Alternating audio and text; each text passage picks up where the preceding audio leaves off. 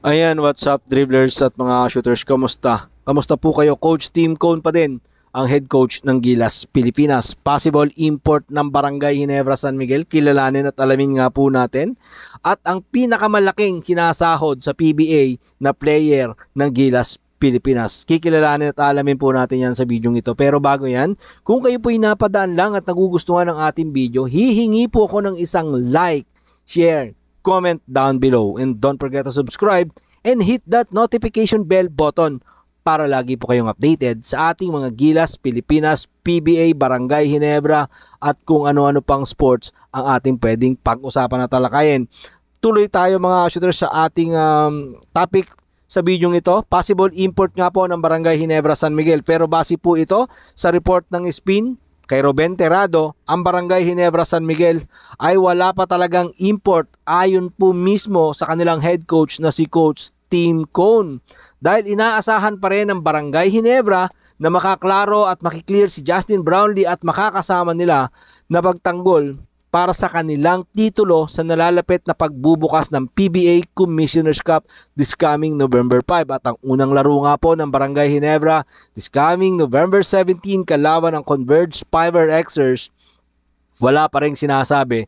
Dahil base po sa sinasabi noong nakaraan sa report ni Kinito Henson dito po sa programa ni Mr. Noli Iyala, ni Commissioner Noli Iyala, na posibleng magkaroon ng interim import ang Barangay Ginebra. Pero ito pong si Coach Tim Cone, sinasabi nga niya wala pa silang import sa kasalukuyan mga shooters. Pero possible import ng Barangay Ginebra, iisa-isahin nga po natin kung sino nga po ba ang pupwede para sa kanila.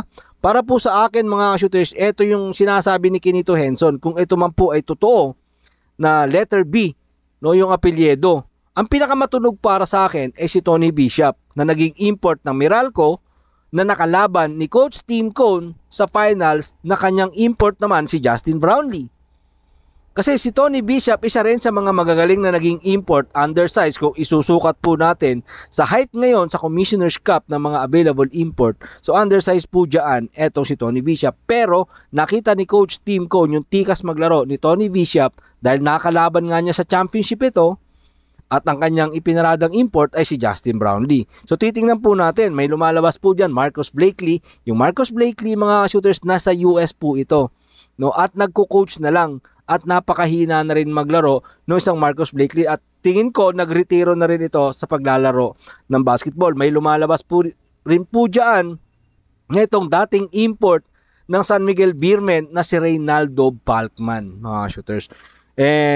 Si Reynaldo Balkman, hindi po natin alam kung talagang ito ay pwede pa no, nakapaglaro. Hindi naman nagbago yung tikas maglaro ng Reynaldo Balkman. May talagang may ibubuga at may kaya pang ipakita etong si Reynaldo Balkman. Ay isa pa lumalabas yung dating import ni Coach Tim Cone diyan naman po sa Magnolia Hotshot nung mga nakaraan at bigay rin sa kanya ng kampyonato. Itong si Denzel Balls ay kasalukuyan naman nasa Indonesia ito mga shooters, ang taglalaro no, dyan sa Indonesia. So isa pang lumalabas dito itong Kyle Baron at Brandon Brown. Pero ayon sa mga nabanggit ko mga shooters, ang pinakamatunog dito at pinaka-possible talaga at posibleng interim import ng Barangay Ginebra itong si Tony Bishop. Si Tony Bishop lang mga shooters dahil nakakalaban ni Coach Tim Cone. Nakita niya yung laro, baka sakaling gusto ni Coach Tim Cone yan. Pero base nga po sa report ng SPIN at base na rin po kay Coach Tim Cone, wala pa silang import ngayon. Umaasa pa rin sila na makaklaro ang isang Justin Brownlee pagdating ng kanilang pagdepensa sa kanilang titulo dito sa nalalapit na pagbubukas ng PBA Commissioner's Cup. Mga shooters, eto nga pong si Coach Tim Cone. Speaking of Coach Tim Cone, siya pa rin ang ginugusto ng karamihan nating mga kababayan na umupo as head coach ng ating Gilas Pilipinas. Base po yan sa sarili nating survey sa ating mga kasama po nating Gilas Pilipinas fans at sa ating mga kapwa Pilipino na naghahangad ng magandang future ng ating Gilas Pilipinas. Si Coach Tim Cone pa rin ang kanilang gustong italaga as head coach ng ating pambansang kupunan na sasabak sa mga tournament this coming year 2024 mga shooters. So tatanggapin nga ba ni Coach Tim Cone dahil siya lang naman yung karamihan sa ating mga Pilipino, si Coach Tim Cone ang isinisigaw as head coach pa rin ng Gilas Pilipinas. Kakayanin nga ba ang tanong nga dyan, kakayanin ba ni Coach Tim Cone pagsabayin yung Barangay Ginebra at yung Gilas Pilipinas? Mga shooters, meron pa po tayong 4 na buwan mula po ngayong October ng taong kasalukuyan, may 4 na buwan pa po tayo para paghandaan yung mga susunod na tournament ng ating Gilas Pilipinas. Well, mga shooters, kung PBA ang gagamitin dito, no? Kasi itong PBA at saka yung SBP nag-uusap na para sa kanilang kalendaryo. Nag-uusap na rin, makikipag-usap din ng SBP sa UAAP, sa NCAA para ayusin yung kanilang kalendaryo kung sino ang kanilang gagamiting mga player dito sa FIBA window, mga shooters, this coming February. So pag naayos po nila yan, yung magiging head coach ang kanilang itatalaga. Pwede po yan, no? Every Monday siguro magkaroon ng practice yung Gilas Pilipinas pa isa-isang beses sa isang linggo. So sa isang buwan maka-4 na practice sila. Siguro magagamay na nila bago mag-February yung magiging sistema ni Coach Tim Cone. Kung yan po ay mga bagong player o yung isinalang pa rin na mga player ang gagamitin dito po sa nakaraang Asian Game. Kung yun pa rin ang gagamitin, well, hindi na mahihirapan. Kahit every Monday sila mag-practice, po pwede, mga shooters, dahil kabisado na yung sistema ni Coach Tim Cone. Ang pinakamaganda doon, perfectin na lang nila yon 100% na perfect nila. Parang Barangay Ginebra na talagang sa lahat, do sa Alaska na pinanggalingan ni Coach Tim Cone at sa Magnolia. So pag na-perfect nila yung mga shooters, napakatikas na ng ating Gilas Pilipinas. At yung SBP naman hanggang ngayon, asikasuhin na nila siyempre yung magiging naturalized player na isasalang, na pwedeng isalang sa mga darating na tournament ng Gilas Pilipinas, di ba? Ito nga mga shooters, no, base po sa ating survey, si Coach Tim Cone ay nakakuha ng 77% sa ating mga Gilas Pilipinas fans. Napakataas, mga shooters. Overwhelming po ito para kay Coach Tim Cone. Sinundan po siya ni Tav Baldwin na may 16%, Coach Chot Reyes na mayroong 5%, Coach Jong Wichiko na may 2%, Minad Bochimit mayroong 2%, at etong si Charles Chu na may 1.1%.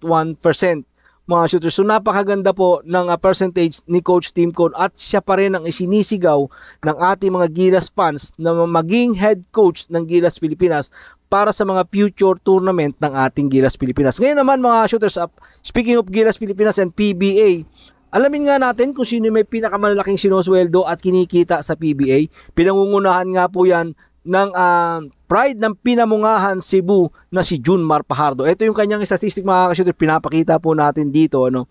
Sinundan syempre ng puro barangay. Kung mapapansin nyo, mga shooters, no, puro player ito ng SMC. 'Di ba? Nandiyan po etong Japet Aguilar, 'di ba? Stanley Fringel, Christian Stan Hardinger, na sila lang buya, no. Napakalalaki ng mga sinasahod at kinikita sa paglalaro ng basketball, 'di ba?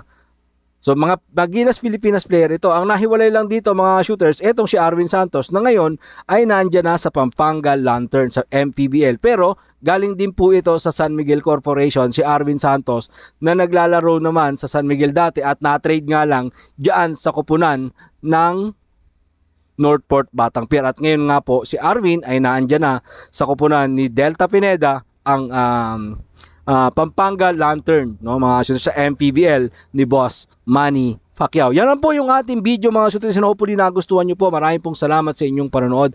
Ano man po ang inyong maging opinion, pag-usapan po natin dyan sa comment section. Maraming salamat.